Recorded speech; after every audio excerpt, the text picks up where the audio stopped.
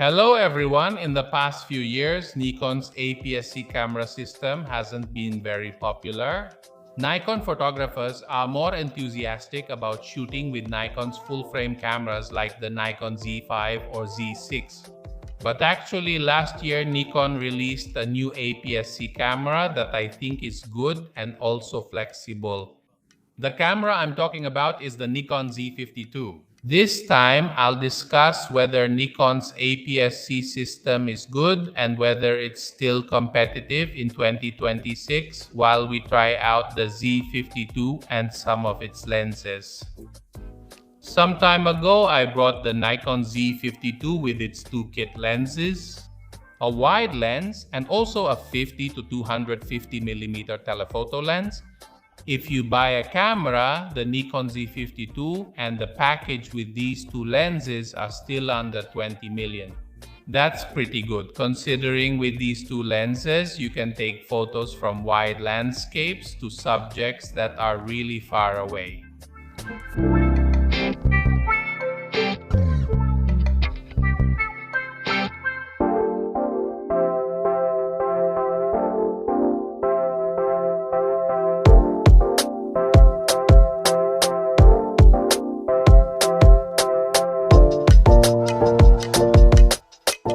If we make it equivalent, the 1650mm lens combined with the 50 to 150mm covers a focal range from 24mm to 375mm equivalent to full frame. The range is definitely very wide, from 24 to 375mm. That's why the variety of photos you can get at a travel location or event coverage can be a lot and very diverse.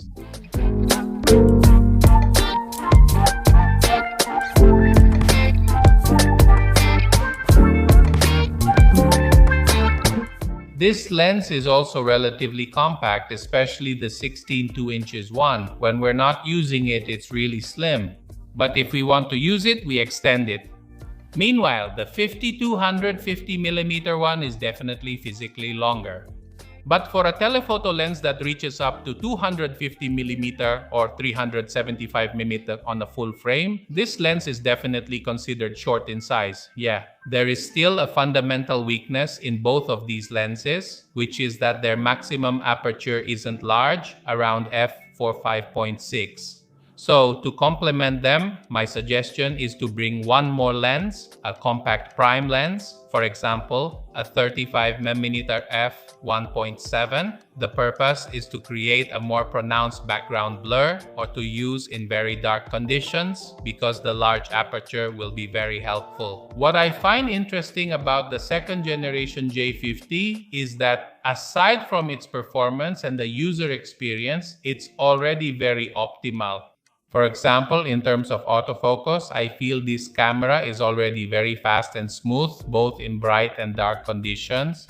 The autofocus detection is also really good. It can recognize various subjects that we can select in the camera. The body, even though it's small in size, also feels sturdy. It doesn't feel like a cheap or entry-level camera. The longer I use this camera, I feel that the J52 can be called a bridge camera. What I mean is, this camera is ideal for bridging the gap between beginner and professional photographers. This camera is comfortable to use for beginners who are learning photography or videography because it's relatively easy to use and also simple. But if you want to use it for professional purposes, for working on projects or relatively light jobs like covering events, I think this camera is already quite capable. One of the things that makes this camera beginner-friendly is the ease of choosing color profiles. From talking with friends who are looking for a beginner camera or want to upgrade from their phone camera, they always ask if it's possible. The photos taken with a camera like this can look great right away and are ready to be shared on social media. Well, on the J52, there's even a special button for a menu where you can adjust the color profile and tone to your liking. If we apply it, the resulting JPG photo already looks finished, as if the colors have been edited and enhanced, ready to be displayed. For example, there's a landscape profile. This is great for people who like shooting landscapes and want rich colors and sharp detail in their photos. The result, as you can see, is clear and the colors are also bright.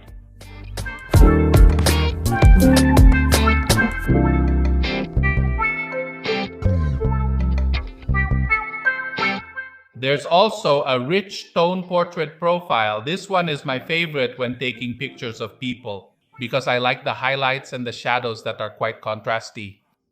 Even though the shadow areas look a bit dark, they still have rich and interesting details and colors.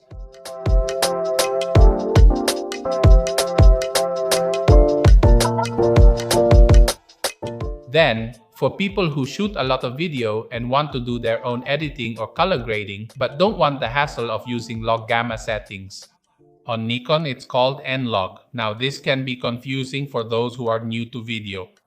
If you're just starting out, it might be easier to use a flat profile. The video result is indeed less contrasty and the colors aren't as vibrant, but if you edit it, it turns out great because it captures all the dynamic range, all the detail. Indeed, this flat profile isn't as effective as recording in Nikon's log gamma profile, for example, but it's more practical because we don't have to worry anymore about the base ISO, which usually has to be a bit high. So if we're shooting in a bright place or using a large aperture, we'll need a pretty thick ND filter. Nikon's signature profiles like rich tone portrait and flat will definitely help those who are still learning. Or maybe you're already skilled but you want photos and videos that are ready to use something practical. Even though it has many advantages, the Z52 also has some things that make it feel not quite complete as a high-end or professional APS-C camera. For example, it doesn't have image stabilization in the body, and it uses image stabilization and a 20MP sensor that has been used by Nikon for quite a long time. This image sensor first appeared in Nikon's DSLR camera called the D500. That was about 10 years ago in 2016. Even so, the Nikon D500 is Nikon's top APS-C DSLR camera, and it's great in low light conditions, and its performance is also fast. Another weakness, in my opinion, is more about perception. For example, there's an assumption that Nikon Z lens options for APS-C aren't many. In terms of quantity, it's true they're not as many as Sony's.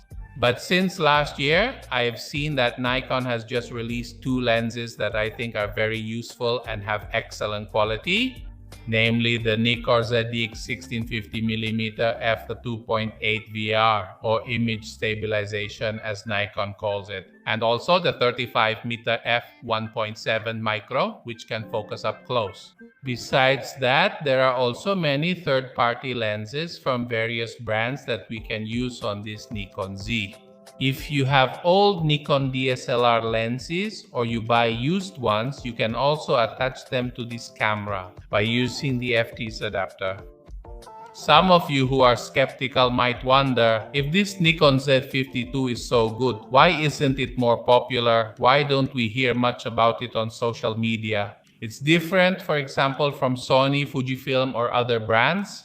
Maybe the answer lies with Nikon itself, which was a bit slow in releasing the Nikon Z52, and they also haven't released many APS-C cameras.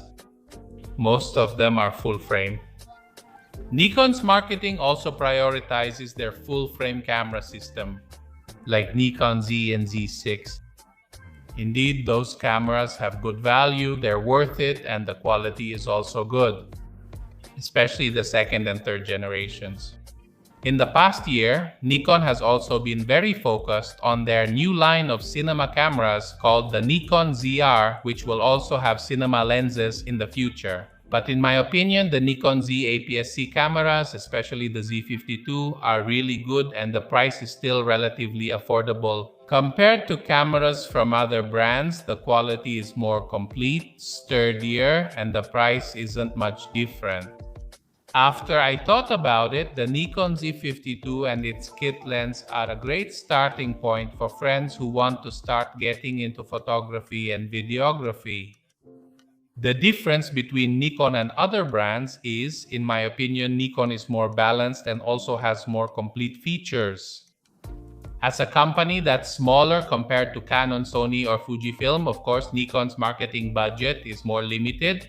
But that doesn't mean Nikon products aren't good just because they're less popular. In fact, in my opinion, Nikon cameras are more solid than their competitors. It's just that not many people promote them. Okay, that's all for now, everyone. I hope what I shared was helpful, and I'll see you again in the next video. Okay, bye.